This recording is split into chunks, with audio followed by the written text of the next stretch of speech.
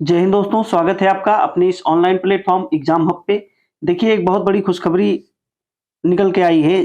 CTET के paper के लिए हम बात करेंगे। सीटेट का पेपर कब होगा, उसका सिलेबस क्या है और लास्ट डेट एग्ज़ाम का कब होगा, या फॉर्म भरने का जो डेट है वो कब होगा, और इसके सिलेबस के बारे में बात करेंगे। हम लोग बात करेंगे नेगेटिव मार्किंग है कि नहीं है, नंबर ऑफ क्वेश्चन कितने हैं, उसके बारे में बात करेंगे। और फाइनली आप लोग ये मान के चलिए कि अब बहुत ज़्यादा दिन नहीं बचा है, मुश्किल से 70 दिन के आस-पास बचा हुआ है। इसमें कैसे सेट किया जाए टाइम टेबल और क्या-क्या चीज़ें पढ़नी है, क्या-क्या चीज़ें छोड़नी है, उसके बारे में बात करेंगे। और पहली बार जो एग्ज़ाम दे रहे हैं, पहले अटेम्प्ट में कैसे दोनों पेपर को हैंडल किया जाए, क्या रणनीति बनाई जाए, उस पे हम लोग चर्चा करेंगे, और ताकि एग्ज़ाम निकल जाए और रिज़ल्ट फाइनल आ जाए। ये नहीं कि 2-4 नंबर से रुक गया, फिर दिक्कत हो जाएगी। और बात करेंगे कि जो सब्जेक्ट लेने की बात होती है, दोनों सब्जेक्ट जो होंगे, इंग्लिश के साथ हिंदी को लेना ठीक है या हिंदी के साथ संस्कृत को लेना ठीक है, कहाँ पे नंबर अच्छे आ सकते हैं, उसके बारे में बात करेंगे। देखिए, ये एग्ज़ाम निकालना बहुत इम्पोर्टेंट हो गया है। हो सकता है कुछ लोग बिहार शिक्षक भर्ती देने जा रहे हों, तो वहाँ आप हो सकता है अपीयरिंग माँग लें। अभी तो ऐसा कुछ नोटिफ़िकेशन आया नहीं, लेकिन संभावना बन रही है कि अपीयरिंग वालों को शामिल करेगा।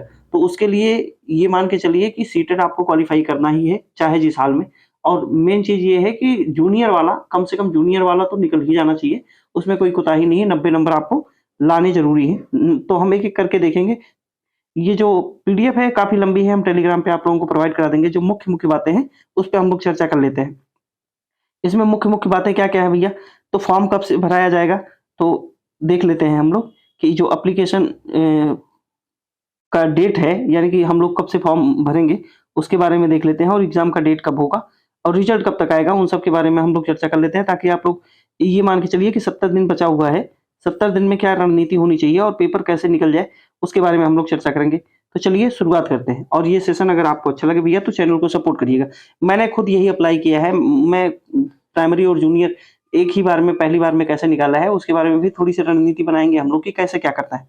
देखिए, सबसे पहले तो एग्ज़ाम का जो फॉर्म है वो कब से भराया जाएगा? 3/11/2023 से। लास्ट डेट जो है वो 23/11/2023 है। ध्यान दीजिएगा, इस बीच में और एग्ज़ाम का जो डेट है, एग्ज़ाम डेट, अगर हम बात करें एग्ज़ाम डेट की बात करें, तो आपका एग्ज़ाम डेट भी निर्धारित कर दिया गया है। कब है? 21 जनवरी। 21 जनवरी 2023, 2023।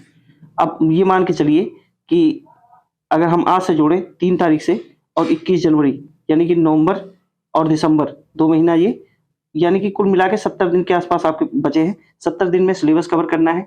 5 पेपर आपको मतलब 5 सेगमेंट हैं, जिसमें 30-30 नंबर डिवाइड किया गया है, उसको कवर करना है। और कैसे हम लोग देखेंगे, रणनीति बनाएँगे कि कैसे नंबर ज़्यादा से ज़्यादा गेन हो पाए, उसके बारे में चर्चा करेंगे। तो एग्ज़ाम डेट कन्फर्म हो गया, 21 जनवरी को होगा पेपर, और रिज़ल्ट जो है संभवतः 1 या डेढ़ महीने में आ ही जाएगा।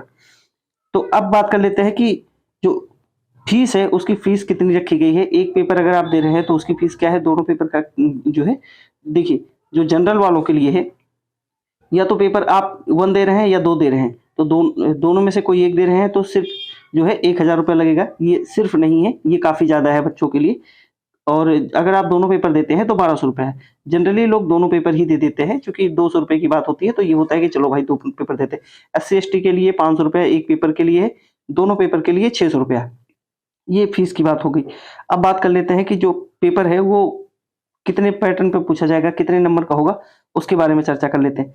क्योंकि आप लोग देखिए कि ये पीडीएफ जो है ना काफ़ी बड़ा है, जो मुख्य-मुख्य बातें हैं उसके बारे में हम चर्चा करेंगे। देखिए, एग्ज़ाम का जो डेट है वो 21/1/2024 को है। पेपर ये एक है, और ये पहला पेपर है, ये दूसरा पेपर है। बाय मिस्टेक हो गया है। पहला पेपर जो होगा वो 9:30 से 12 बजे तक होगा, यानी कि ढाई घंटे का समय मिलेगा, और जो दूसरा पेपर होगा सेकंड मीटिंग 2 से 4 साढ़े 4 बजे तक होगा, यानी कि ढाई घंटे का पेपर होगा। अब हम बात करेंगे कि जो नंबर ऑफ क्वेश्चन है कितने पूछे जाएँगे और कौन-कौन से पेपर में जो सब्जेक्ट है वो पूछे जाएँगे। अब देखिए, यहाँ जो दिया गया है सीडीपी के बारे में। CDP 30 question, 30 number. Language, language में थोड़ी समस्या होती है। जो पहले लैंग्वेज में होगा वो दूसरे में नहीं होगा। मान लेते हैं पहले में हिंदी आपने रख दिया।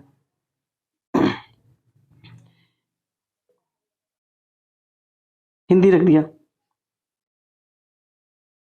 पहले में अगर आपने हिंदी रख दिया, तो अब ये नहीं है कि दूसरे में भी हिंदी रखेंगे। कोशिश करिएगा यहाँ पे या तो इंग्लिश या तो फिर संस्कृत, या तो आप संस्कृत रख सकते हैं इसमें, आपको जो समझ में आए। वैसे हिंदी के साथ अगर आप संस्कृत को रखेंगे तो ज़्यादा अच्छा रहेगा, इंग्लिश में थोड़ी सी मुश्किल होती है। और अच्छा, कुछ लोग ऐसे भी हैं कि हिंदी से इतना प्रेम है, या कह सकते हैं हिंदी मतलब अगर आप ग्रामर वाला पोर्शन देखेंगे तो हिंदी का जो ग्रामर है लगभग लगभग वही संस्कृत का ग्रामर है, तो एक सहूलियत मिल जाती है यहाँ से, टेकअप करने में कॉम्बिनेशन बन जाता है। इंग्लिश का है, पता चला हिंदी का ग्रामर पढ़ेंगे फिर इंग्लिश का ग्रामर पढ़ेंगे तो दोनों में कंट्राडिक्शन होता है। इस वजह से मेरी जो सलाह है, मैंने जो दिया है वो हिंदी के साथ जो है संस्कृत को दिया है, तो यहाँ से अच्छे नंबर गेन करके लाया जा सकता है। कुछ लोग ऐसे भी हैं कि अंग्रेजी से ऐसा मोह भंग हुआ है कि जो इंग्लिश का पेपर होता है उसको इंग्लिश ना बोल के अंग्रेजी बोलते हैं। तो ऐसा नहीं है कि किसी भाषा के साथ हमारा वैमनस्य है, लेकिन ये है कि सहूलियत मिल जाए, हमें नंबर चाहिए तो हम हिंदी के साथ संस्कृत को रखना ज़्यादा उचित समझते हैं। बाकी आप लोगों की इच्छा है, जिसकी इंग्लिश बहुत अच्छी है, चूँकि पैसे जाएँगे भैया, बड़े-बड़े पैसे जाते हैं, इंग्लिश जिसकी बहुत अच्छी है वही कर पाएगा ये पैसे। तो मेरा ऐसा मानना है, अगर आप हिंदी बेल्ट के हैं तो आप हिंदी के साथ संस्कृत ले सकते हैं। उसके बाद बात करेंगे मैथमेटिक्स है, एनवायरनमेंट है। अब इसमें सबसे अच्छा नंबर जो दे सकता है वो कौन-कौन सा, और इसमें मैं बताऊँ कि 15-15 नंबर, 30 नंबर के हैं। 15 नंबर हर पोर्शन में, 15 नंबर जो है हर पोर्शन में आपको देखने को मिलेगा सीडीपी। ये ज़रूर दिया गया है कि हाँ इतने नंबर का है, लेकिन आप पाएँगे कि 15 नंबर हर पोर्शन में आपको सीडीपी देखने को मिलेगा। और अगर थोड़ी-सी समझ है आप लोगों की सब्जेक्ट के प्रति या अपने आस-पास की एनवायरनमेंट के प्रति, तो आप हर पोर्शन से अगर 15 नंबर पूछा जाए, जैसे मैथ का है, तो मैथ में 30 क्वेश्चन कैलकुलेटिव नहीं होंगे, 15 क्वेश्चन आपकी समझ पे विकसित होंगे, और 10 से 12 क्वेश्चन, 15 क्वेश्चन वो कैलकुलेटिव होंगे और बहुत आसान होते हैं, उसमें कोई दिक्कत नहीं। तो ये 5 जो पोर्शन है इसमें 15 पचे 75 नंबर, ये सिर्फ जो है आपका किससे होगा, सीडीपी से होगा। और एक चीज़ थोड़ा ध्यान दीजिएगा कि जब सीडीपी का क्वेश्चन हल किया जाए तो उसमें ये चीज़ बहुत विशेष ध्यान देना है कि बच्चा कितना भी नालायक हो, कितनों बदमाशी करे, उसको पनिशमेंट नहीं दिया जा सकता है, ये एनसीएफ कहती है। कुछ भी करे वो, उसको आप मार नहीं सकते, डाँट नहीं सकते। तो ये कुछ-कुछ बातें हैं, अगर आप ध्यान रखेंगे तो मुझे लग रहा है कि अच्छे नंबर यहाँ से गेन किए जा सकते हैं। एनवायरनमेंट का जो पोर्शन है यहाँ से अच्छे नंबर लाए जा सकते हैं। इसमें तो 30 में 30 लाए जा सकते हैं। 30 में 30 लाए जा सकते हैं, अगर थोड़ा-सा आप लोग अपने आस-पास की चीज़ों को देख के और थोड़ा-सा मैपिंग वगैरह, चूँकि मैपिंग से क्वेश्चन आते हैं, मैपिंग वगैरह देख लेंगे। और जो मैथ का पोर्शन है, मैथ में ये मान के चलिए कि 20 से 22 क्वेश्चन आराम से लाए जा सकते हैं। 20 से 22 क्वेश्चन लाए जा सकते हैं, अगर थोड़ी-सी मैथ आपकी अच्छी है। और यहाँ से भी जो है 22 से 25 नंबर लाए जा सकते हैं, 22 से 25 नंबर लाए जा सकते हैं। तो ये कुछ-कुछ बातें हैं, अगर 70 दिन का जो शेष समय बचा हुआ है, आप इस पे काम करेंगे।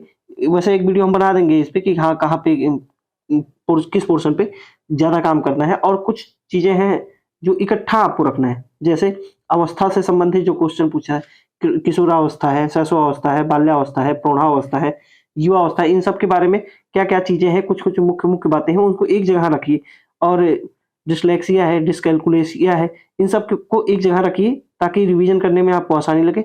और सबसे बड़ी बात, जो सबसे बड़ी बात है, पीवाईक्यू। अगर आपको सिलेक्शन लेना है या इस एग्जाम को क्वालिफाई करना है तो पीवाईक्यू, प्रीवियस ईयर क्वेश्चन को आप लोग जितना हो सके उतना लगाइए। ये एक बुक आपको 90 नंबर दिलाने की क्षमता रखती है। अगर आप ये सिर्फ एक बुक 2 से 3 बार लगा ले जाते हैं तो ये 90 नंबर डायरेक्ट या इनडायरेक्ट आपको दिलाने की क्षमता रखती है। और इस पे अच्छे से काम करिए, 2 से 3 बार इसको लगाइए। और एनवायरनमेंट के जो क्वेश्चन हैं उसको अच्छे से लगाइए, ये सब क्वेश्चन बार-बार रिपीट होते हैं। तो ये एक छोटी-सी इन्फॉर्मेशन थी। बाकी अगर ज़रूरत पड़ी, जो कुछ भी हो सका प्रीवियस ईयर क्वेश्चन से संबंधित या कुछ की पॉइंट है, उनको हम लोग ज़रूर आपको प्रोवाइड कराने की कोशिश करेंगे।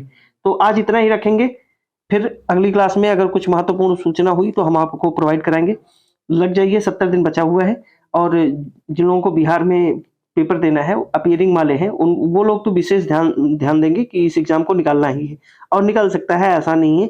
जो लोग पहली बार में निकालते हैं, मैं खुद पहली बार में निकाला हूँ, तो मुझे कॉन्फिडेंस है कि हाँ, जो प्रीवियस ईयर पेपर है, अगर आप उसको अच्छे से काम कर ले जाते हैं, हिंदी सबकी अच्छी होती है, हिंदी से अच्छे नंबर लाए जा सकते हैं। हिंदी के साथ अगर संस्कृत आप कॉम्बिनेशन बना के चल पाते हैं, वहाँ से भी अच्छे नंबर लाए जा सकते हैं। तो ये कुछ-कुछ बातें हैं, जिन लोगों को मैथ नहीं आती तो बहुत परेशान होने की ज़रूरत नहीं है। जो सीडीपी वाला क्वेश्चन है वहाँ से काम कर लीजिए, 15 नंबर वहाँ से गेन किए जा सकते हैं। तो चलिए आज इतना ही रखेंगे, मिलेंगे अगली क्लास में, तब तक के लिए जय हिंद।